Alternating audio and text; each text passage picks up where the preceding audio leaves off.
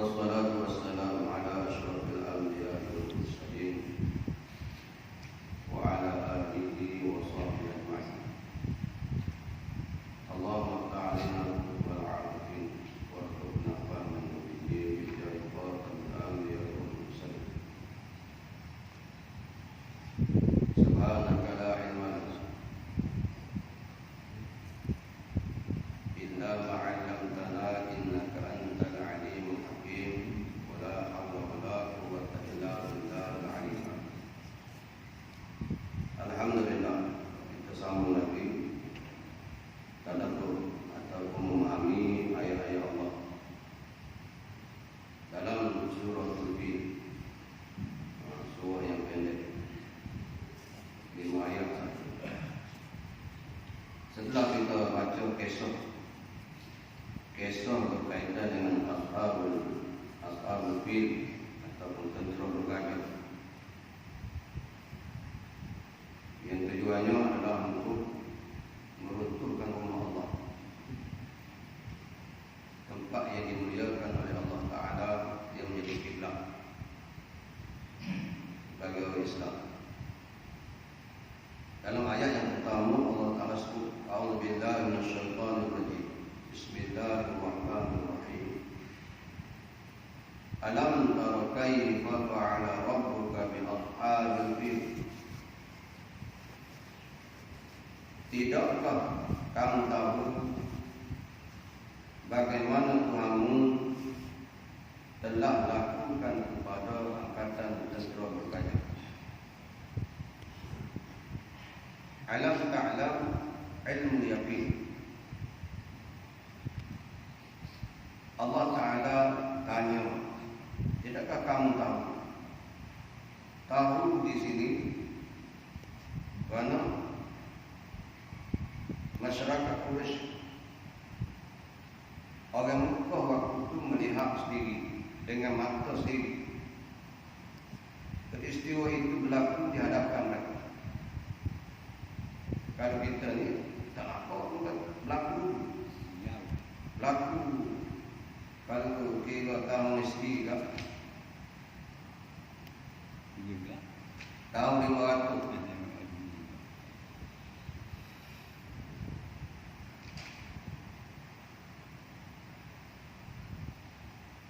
Tahun 500 lebih lah. 500.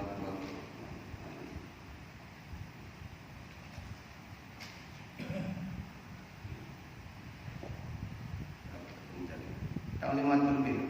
Mesti waktu itu. Yang disebut sebagai Al-Fil, tahun gajah, tahun kelahiran Nabi kita Muhammad sallallahu alaihi wasallam.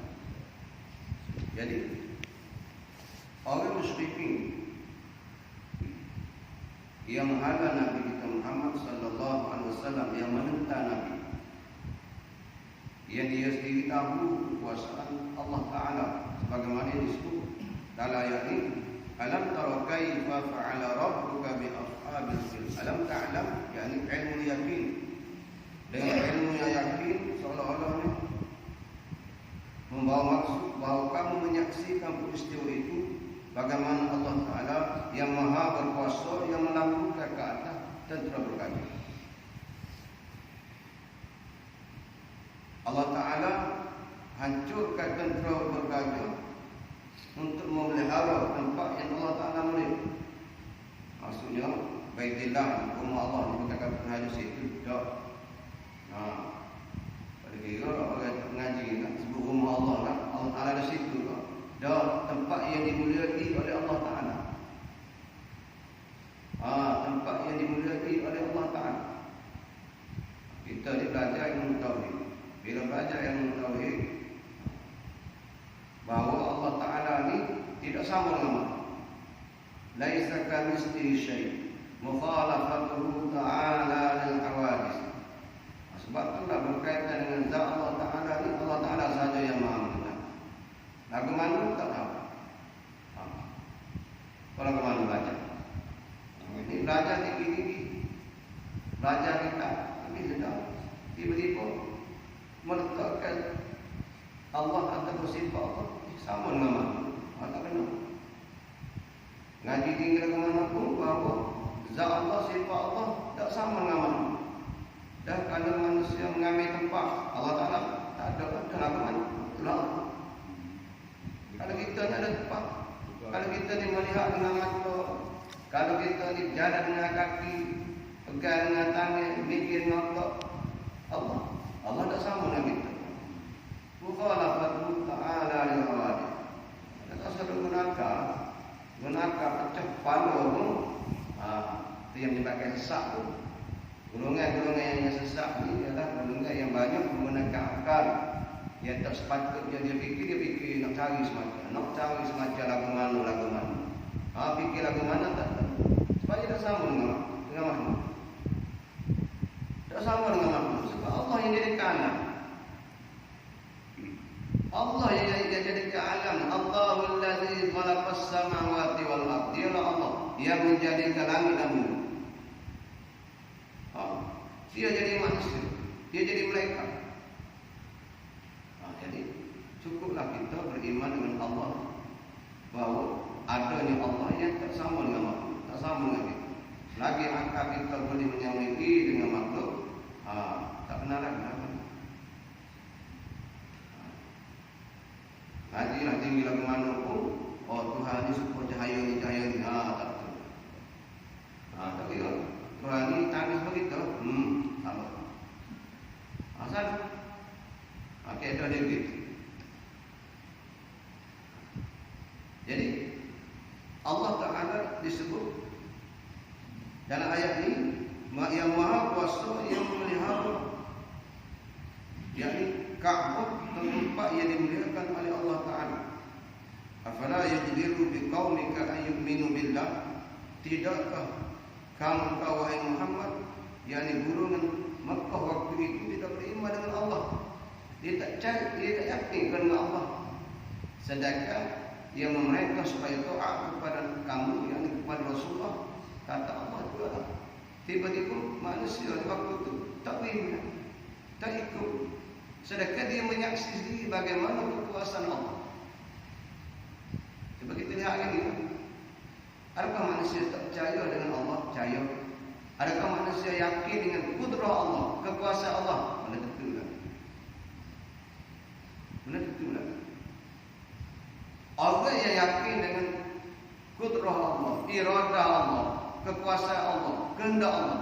Bila kudrah Allah, iradah Allah ni, bila nak jadi, tak ada siapa boleh ambil. Peristiwa ini menunjukkan bahawa walaupun Abraham menyangka bahawa dia yang berkuasa nak meruntuhkan Kaabah, orang Arab Mekah waktu itu tak ada seorang boleh halang. Dia yakin. Sebab dia kira dalam keadaan tak ada siapa pun boleh halang. Bahkan dia rapah habis binatang-binatang ternakan, termasuklah binatang ternakan Abul Talib. Kita baca minggu depan. Dia rapah begitu. Dia kira orang Arab Mekah ni memang tak halal. Tak ada kuasa untuk. Tapi nak beritahunya bahawa alam tara kaifa fa'ala rabbuka bi ashabil fil. Bagaimana Allah Ta'ala membinasakan golongan tentera bergajah. Maknanya Allah Ta'ala Maha Kuasa. Patut kita ada gap yang kita yakin sangat ni. Allah Ta'ala suruh semaya tak semaya. Allah Ta'ala suka ni kita buat tak main-main. Bagaimana kita yakin dengan kudrah Allah, kekuasaan Allah. Dia menentukan syurga neraka pada kita ini Allah. Tapi tak takut. Maknanya kehendak Allah. Kalau Tuhan nak jadi kita ni ahli syurga pun syurga ni. Tapi dalam keadaan itu Allah Ta'ala beri kita ni ikhtiari. Walaupun perbuatan Tuhan yang buat, melihat ni Allah yang buat, tengok dengan Tuhan yang buat, Allah yang buat, maka Allah Ta'ala beri pada kita ni ada benda yang Allah Ta'ala suka, ada benda yang Allah Ta'ala tak suka. Pilihlah. Pilih. Kerana dia adalah urusan Allah. Kita tak tahu kita ada suka ke ahli neraka. Allah Ta'ala tahu. Allah Ta'ala tahu. Dalam keadaan tak tahu ni lah, kena banyak yakin dengan Allah. Kena banyak minta tolong dengan Allah sepatutnya. Dalam keadaan kita tak tahu lagi kita ni ada suka ke ahli neraka, sepatutnya dalam keadaan inilah kita banyak bergantung harap dengan Allah. Banyak kita tunduk dengan Allah. Kena banyak minta syurga dengan Allah. Kena banyak minta jauh daripada neraka. Tidak itu. Agaknya manusia. Tak itu. Seolah-olahnya kita ni rasa kita hebat. Semaya apa kita lagi mana? Rumah Allah pun tak apa kenal. Macam mana nak kenal Allah? Kalau tak kenal rumah Allah, contohnya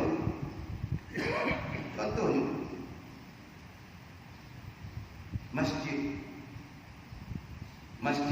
ni nama tempat sujud ni untuk siapa?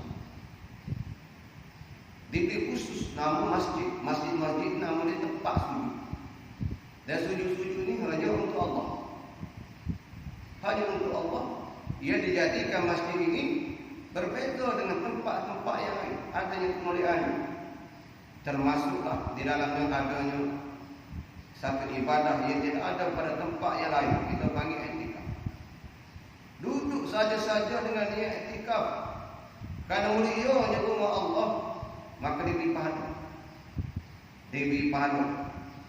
Termasuklah juga orang yang hati bergantung dengan masjid, orang yang sentiasa rindu dengan rumah Allah, Allah Ta'ala kejaga dia ada. Ini Allah Ta'ala janji. Allah Ta'ala sebut dengan jelas. Sebagaimana hadis Nabi warajul qalbu mu'alliqun bil masajid. Lelaki yang mana hati dia sentiasa bergantung dengan rumah Allah. Ini janji Allah. Allah Ta'ala ini tidak mungkin janji ini sifat makhluk, sifat yang lemah, sifat mustahil. Nak ayatnya bahawa dan ayat ini menunjukkan bahawa itulah kekuasaan Allah. Tuhan kuasa.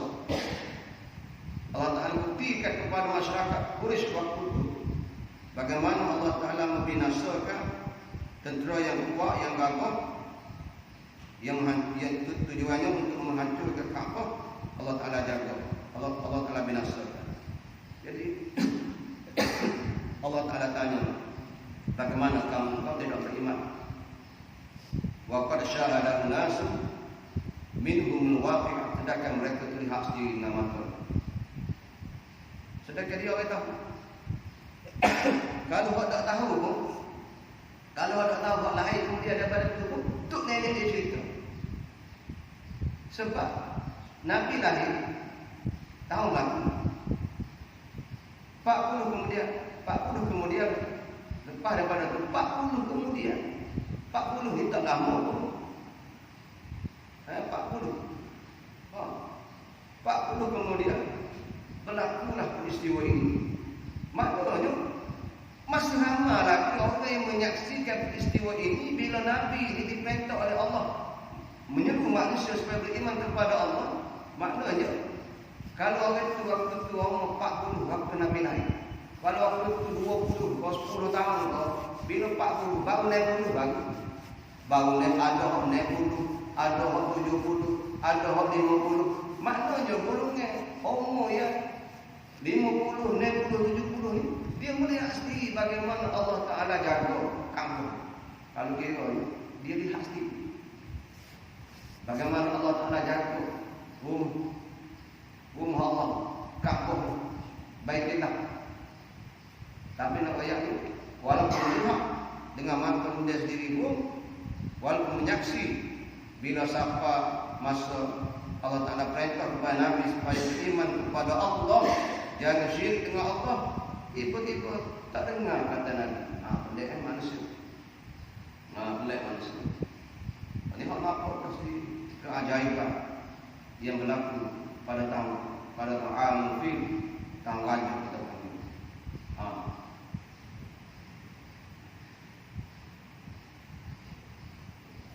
Haitsu aqbala qaum minan nasara ahbash allazi malakama ila al-hijaz yuriduna taqrib al-Ka'bah. Nah, ayatnya baru peristiwa ini Allah Ta'ala sebut di dalam Al-Quran dan pengajaran kepada kita ni apa? Pengajaran kepada kita ni ialah yaitu kekuasaan Allah. Allah Ta'ala Maha Kuasa. Kita ni kadang-kadang tak takut dengan kekuasaan Allah. Tak rasa pusing. Tak rasa manusia ni lebih hebat. Sedangkan Allah yang Maha Kuasa, yang menentukan setiap hidup kita, yang sangat berhajat lebih dengan Allah, kena banyak minta tolong dengan Allah Ta'ala. Ayat yang kedua disebut alam yaj'al kaidahum fi tadlil. Bukankah Tuhan kamu telah menjadikan rancangan jahat mereka dalam keadaan yang merugi dan memusnahkan mereka. Ayat yang kedua Allah Ta'ala kata alam yaj'al kaidahum fi tadlil. Bukankah Tuhanmu telah menjadikan rancangan jahat mereka dalam keadaan yang merugi dan memusnahkan mereka.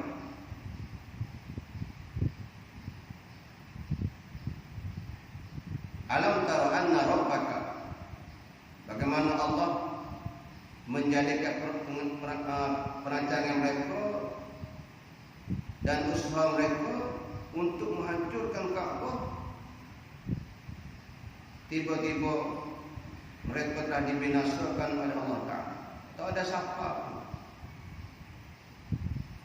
Tak ada siapa pun dekat dengan Ka'bah. Dekat ada Mina. Sudah hancur. Sudah hancur. Nak menunjukkan bahawa perancangan manusia dengan perancangan Allah Ta'ala itu adalah lebih baik. Wa yamkuruna wa yamkurullah wallahu khairul makirin. Mereka merancang dan Allah Ta'ala pun ada, hendak dia ada rancangan. Tetapi Allah Ta'ala kata sebaik-baik perancangan ialah Allah. Jadi kita sama juga. Kita rancang apa saja, tapi di sana adanya perancangan Allah. Dan sebaik-baik perancangan ialah Allah. Patut kita boleh rancang kontu, rancang kontu, bicara kontu, mesyuarat gitu. Orang ni kata gitu, orang ni kata gitu. Tapi kita tak tahu kehendak Allah bagaimana. Kita boleh rancang aja. Bila berlaku, walaupun kita rancang macam mana sekalipun, sebab itulah kita ni kena beriman dengan Allah. Beriman dengan ketentuan Allah. Kalau tak pada, kalau barulah kita ni tak jadi putus asa. Kalau tidak dan ada mesyuarat gitu, maka buat tak ada juga. Kena mesyuarat. Nak ayatnya setiap perbincangan kita, perancangan kita tu lepas pada tu berserah kepada Allah. Berserah kepada Allah. Jangan pula kita kata kemah ni tak kaget bagai ni bagai jadi satu kata ni. Siapa masuk tak jadi. Malu kita tebak muka. Bapa malu muka tebak muka tu dah kecek sedap. Bila siapa masuk tak jadi, mula susu muka. Bapa susu muka dah kecek sedap. Padahal di sana ada kekuasaan Allah, ketentuan Allah. Patutnya bicara apa sekali itu tak pernah kita agak-agak yang mudah ke usaha. Standar kepada Allah. Bijak macam mana kita, hebat macam mana kita pun, kita tak tahu lagi ketentuan Allah, kehendak Allah Ta'ala. Pada kita bersuah, bertawakal kepada Allah. Apa saja dalam kehidupan kita, sama saja. Kita buat kita, apa saja. Nikah kahwin, apa sajalah. Rancang lah. Tapi di sana adanya ketentuan Allah, rancangan Allah. Serah kepada Allah. Kita tak tahu akan datang lagu mana. Kau tahu? Tahu lagu mana? Tahu. Kalau kita tahu kita ni biasa miskin, bapak kita tak kerja dah. Kerja apa lagi kita tahu dah miskin. Kalau kita tahu kita miskin, dia jual ke mana pun, naik bola ke mana pun tak kaya. Pakai saja Allah. Tidak tahu ni kita semua ni. Bahasa bola kaya macam ni. Kalau tahu kita rugi nego apa? Kita tak tahu. Apa kita berusaha niaga kita supaya itu? Kita tak tahu. Kau ada orang nego dia tahu you rugi, jadi boleh nego you. Cerdik kalau itu. Tahu dah nego dia rugi, dia nego you. Dia sendiri tahu. Kawan nego rugi dengan tapi kawan nego juga. Tak ada lagi. Tak ada orang lagi. nak menunjukkan bahawa Allah Taala rahsiakan benda gini. Supaya apa? Supaya kita ni banyak bergantung dengan Allah, banyak berharap kepada Allah, banyak berdoa kepada Allah, banyak menyerah kepada Allah. Walaupun hebat macam mana kita sekarang. Orang yang ada sifat ni, yang meletakkan kekuasaan Allah, kehendak Allah lebih segala-galanya, dia tak kira rasa pusing, dia tak kira rasa takut, sebab bukan kuasa dia. Kita ni contohnya katakanlah, kalau Allah Taala uji orang petani, orang padi mana-mana, habis modal habis, tiba-tiba mari bencana, mari banjir besar, kelak dan sebagainya, mari nada, mari lunak, tak kira lah. Orang yang yakin dengan kekuasaan Allah, dia redha ya. Bahawa itu bukan hak dia. Tapi kalau dia rasa hak dia lupa Allah. Hak ni hak tak ada terima. Hak ni hak tak ada terima. Hak ni lah hak kecek dia. Tak tahu, tak takut. Oh, tak adil lah, betul lah begini. Siapa manusia boleh nak mengatakan kepada Allah Taala tak adil? Sedangkan kita belajar sifat-sifat Allah, sifat Allah ni kamalat, dia maha sempurna. Bila kita kata bapa terhadap gini, salah tu. Kalau kita kata kepada Allah, kenapa Allah Taala buat gini, itu tak betul dah kerja. Tak betul. Tapi kadang-kadang ni lemahnya ilmu, kadang-kadang tak ada ilmu, tak dengar tak. Tubik juga kata-kata begini. Tu yang uji kawan-kawan, bapa lah tahu begini. Oh sedap. Sedap dia kata begitu kepada Allah. Tak ada rasa. Tak ada. Patutnya inna lillahi wa inna ilaihi raji'un. Hak dia, hak Allah. Hak dia lah yang nak ngana. Kalau orang itu hak dia mati. Yang mana rumah ni? Rumah. Bapak orang ni, rumah kau. Oh sedap. Pada rumah ni mereka. Rumah tu tak pakai sip, orang itu tu lah. Kau rumah kau bedok. Tak ada sip. Oh, tengok kalau dia. Kalau hak milik dia orang itu pada hak benda tak betul lah. Benda bedok dan sebagainya. Mereka kau bedok butuh lah. Rumah kau nak cak kalau mana rumah kau nak orang mana rumah kau kan. Bila berlaku kat diri sendiri pandai pula kata rumah kau kan, hak kau kan. Tapi bila Allah Taala tentukan hak dia, boleh buat ganggu hak dia lah hak Allah. Pandai pula kita kata gini. Ai bisa manusia. Ini pelik manusia. Kalau hak dia kan dia retek. Hak kau. Apatah lagi hak Allah. Dia Maha Kuasa.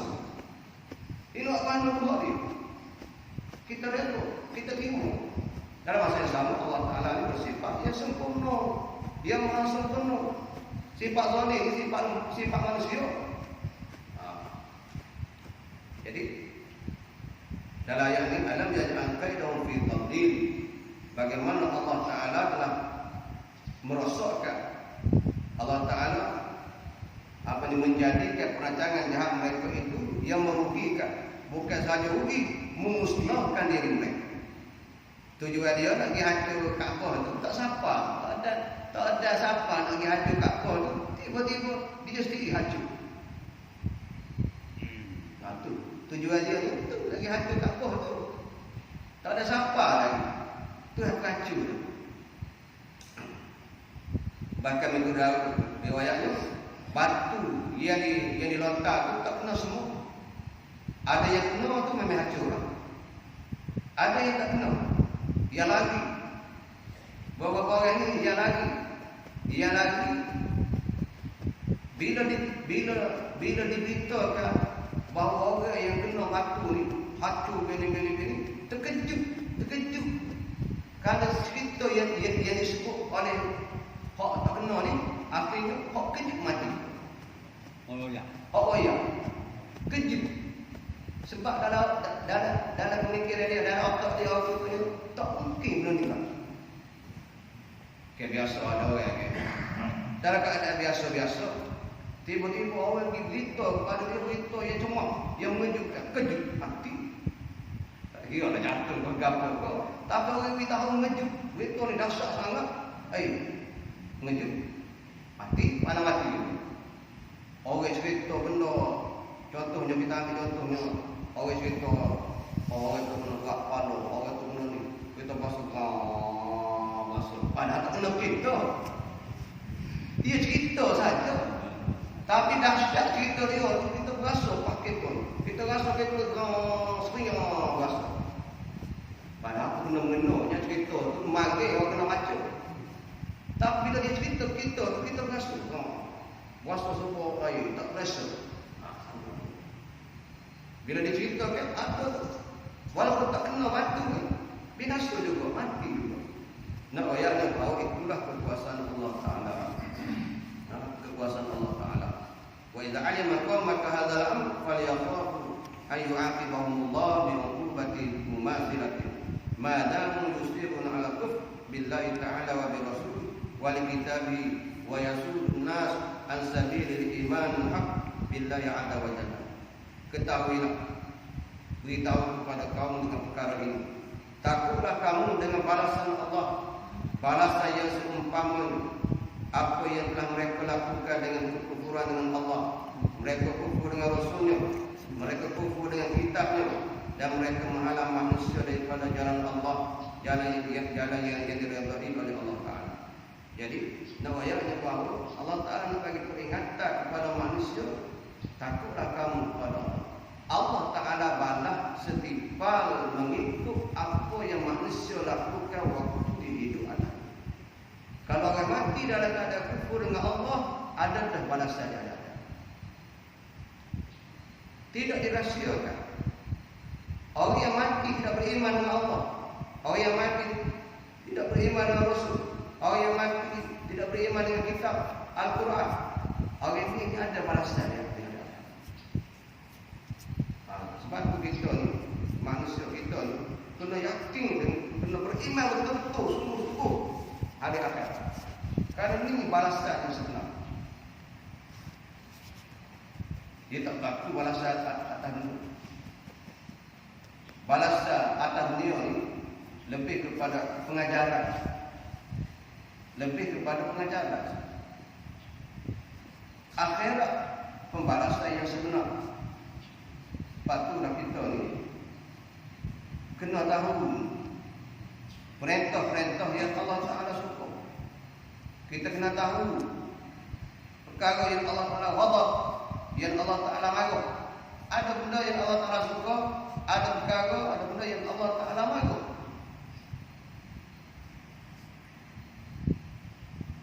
Allah Ta'ala suka macam mana?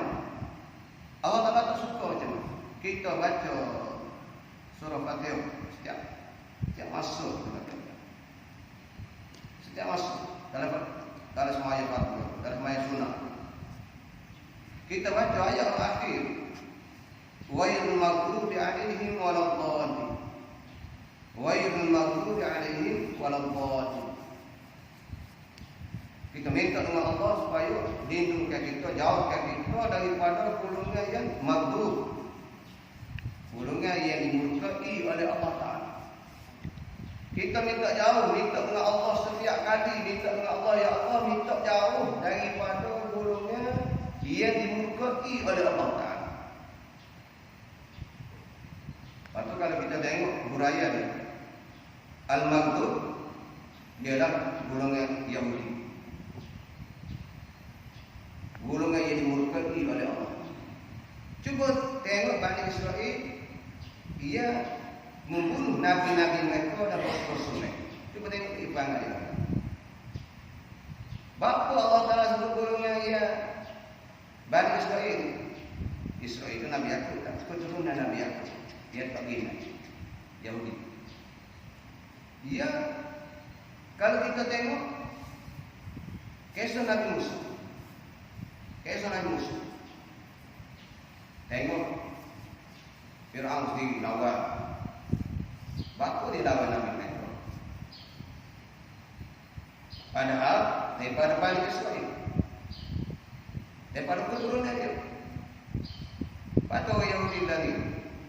Orang Yahudi kita percaya kepada Nabi Muhammad.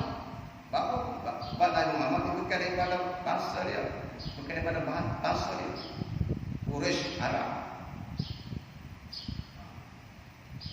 Bapa Allah kerana dia tak beriman, tak ikut Nabi mereka. Patut diipangan dia ni. Banyak soal tapi tak faham. Kalau kita baca dalam surah Al-Baqarah, dalam surah Al-Baqarah tengok banyak soal. Bila selamat daripada bala tentera Firaun boleh menyeberangi laut Eroh ni. Sesak pula laut ni, sesak pula. Sesak. Minta dengan Nabi Musa supaya doalah supaya dia makan, dia minum, buat turunlah al-manni was-salwa. Duduk lama puasa ni. Minta pula dengan Nabi Musa, doalah kepada Allah supaya makan yang Allah je ni. Tak. Minta lah kalau boleh nak bawa dengan kau nak lato nak. Tengok sifat. Sifat yang tidak mensyukuri nikmat Allah. Wihak ni nak lagi, wihak ni nak pergi, wihak ni lagi. Tak hati semua, tak cukup semua. Sekarang jatuh susah lagi. Mengeluh sama hidup. Boleh pergi 50 yang sehari pun mengeluh, 100 yang sehari pun mengeluh, 200 yang sehari pun mengeluh. Tak ada sifat nak bersyukur kepada Allah. Tak ada sifat. Tak ada syukur sifat. Sama lah juga. Bila Nabi Musa kata, Allah Ta'ala kata, hari Sabtu kena rehat, kena beribadah kepada Allah khusus. Jangan banyak lagi hari lain. Niagi dia, sagi dia, hari Sabtu. Nama Nabi Musa hari mulia dia, hari ibadah khusus dia kita hari Sabtu.